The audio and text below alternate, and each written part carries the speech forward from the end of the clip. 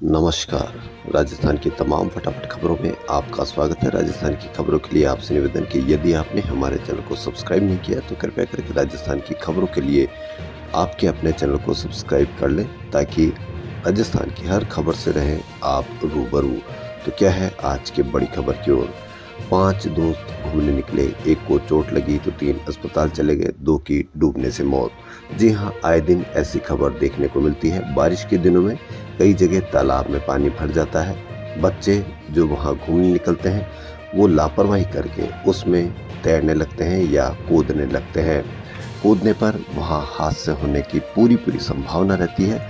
इससे आप अपने बच्चों को संभाल कर रखें, क्योंकि बच्चे बाहर जाएंगे तो इस तरह की हरकत करने पर आप उन्हें रोक नहीं सकेंगे। तो या तो बच्चों को समझाएं या बच्चों को अवश्य संभाल कर रखें। वहीं राजस्थान की राजधानी जयपुर के पास जल महल, लांगड़ियाबाद सहित आसपास के इलाकों में अच्छी बारिश के चलते खानोता बांध जो जयपुर के पास है, एक बार फिर से चादर चली है।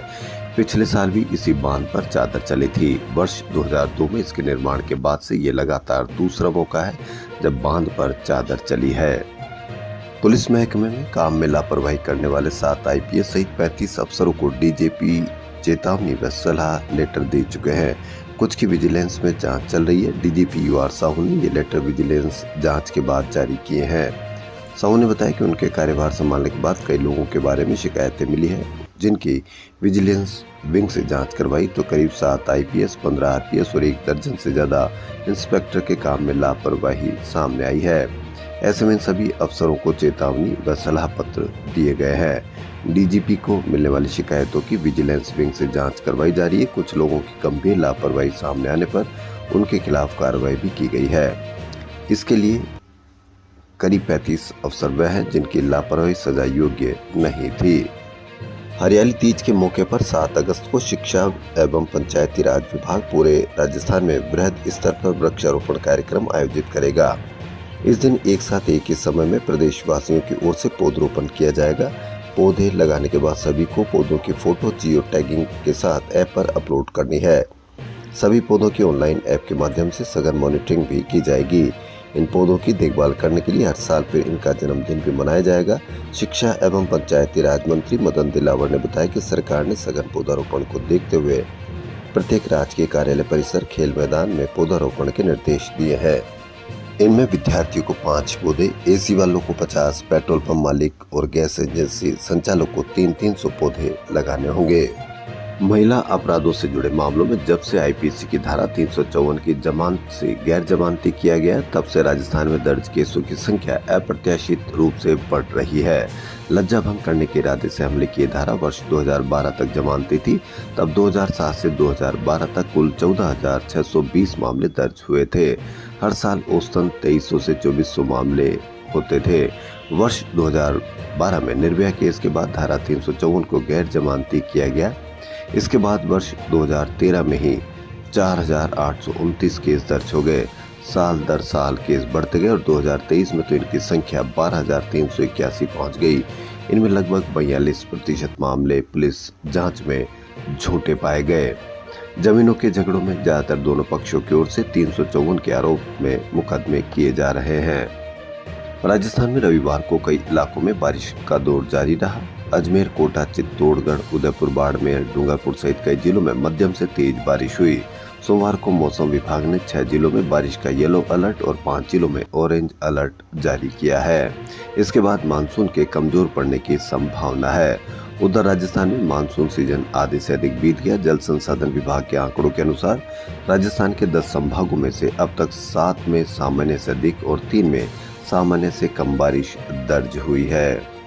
झुंझुनू के नुआ गांव की ईद बानो की रविवार को SMS अस्पताल में मौत हो गई। बानो की धनखड़ अस्पताल में गलत किडनी निकाली गई थी, फिर उसका इलाज भी नहीं किया गया था। मामले को दैनिक भास्कर बड़े अखबार ने प्रकाशित किया तो सरकार के हस्तक्षेप के बाद महिला को SMS में भर्ती कराया गया।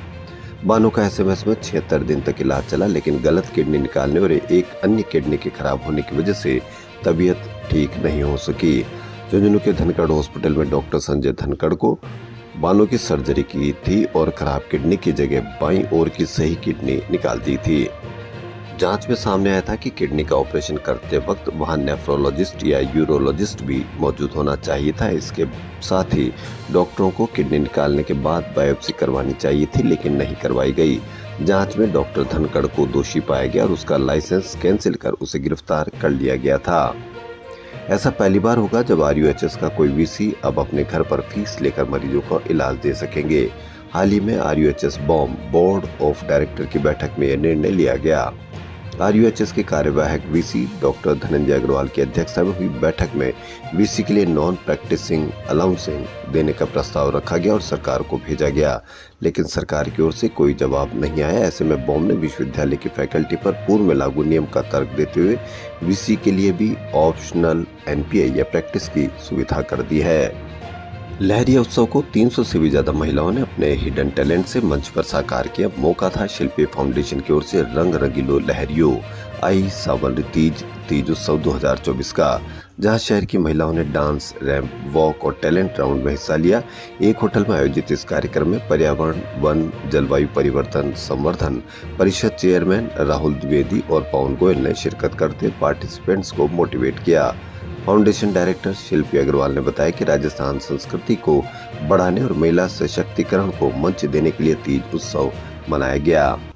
इस उत्सव में राजस्थान की उप मुख्यमंत्री दिया कुमारी ने भी शिरकत की और उन्होंने बताया, बहनों और पूरे जो अलग अलग संगठनों से और सभी पूरे जयपुर से मुझे लगता है सभी बहुत ही सुंदर लहरिया जो धारण करके आप लोग सब यहाँ पधारी हैं। बहुत सब लोग इतने सुंदर लग रहे हैं आप लोग। मुझे बहुत ही लग रहा है आउट ऑफ प्लेस, क्योंकि मैं बहुत सिंपल आई हूँ, लेकिन क्या करें अभी काम ही ऐसा है हम लोगों का।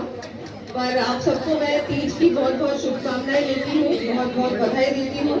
और जो इस आयोजन के आप सभी आयोजनकर्ताओं को भी बहुत बहुत शुभकामनाएं।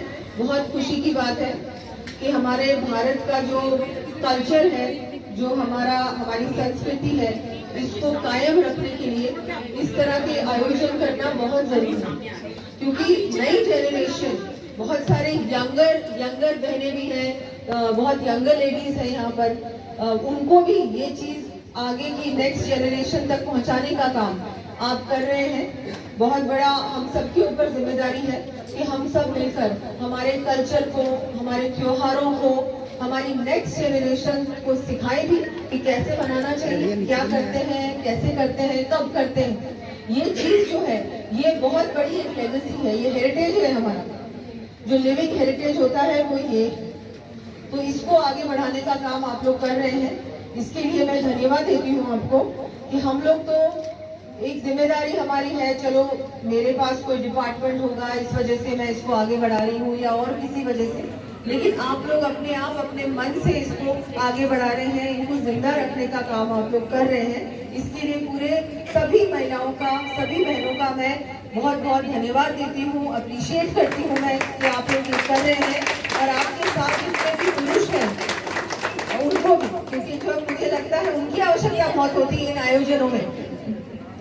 पूरा जो कुर्सी के पीछे पावर होती है इस बार महिला नहीं है, इस बार पुरुष है, क्योंकि आप इन चीजों को इनकरेज करते हैं। हमारी सभी बहनों को आप आगे बढ़ाने के लिए भी आपका भी बहुत बड़ा योगदान है इसमें। तो सबको बहुत बहुत धन्यवाद। आज आपने मुझे यहाँ बुलाकर आप लोगों के बीच आने का भी मौका दिया, और आज हम सभी ने पूजा भी की, तीज माता जी की, तो उसके लिए भी मैं धन्यवाद देती हूँ।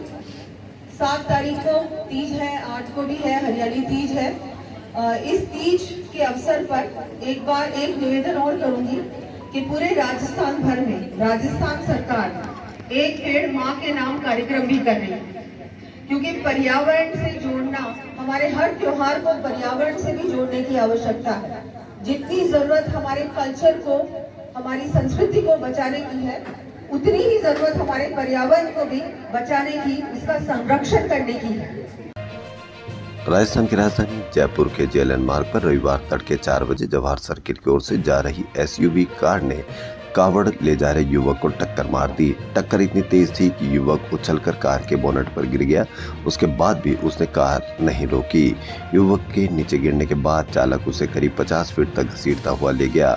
साथ ही चल रहे कावड़िया ने ऑटो से उसको निजी अस्पताल पहुंचाया, जहां डॉक्टरों ने मृत घोषित कर दिया।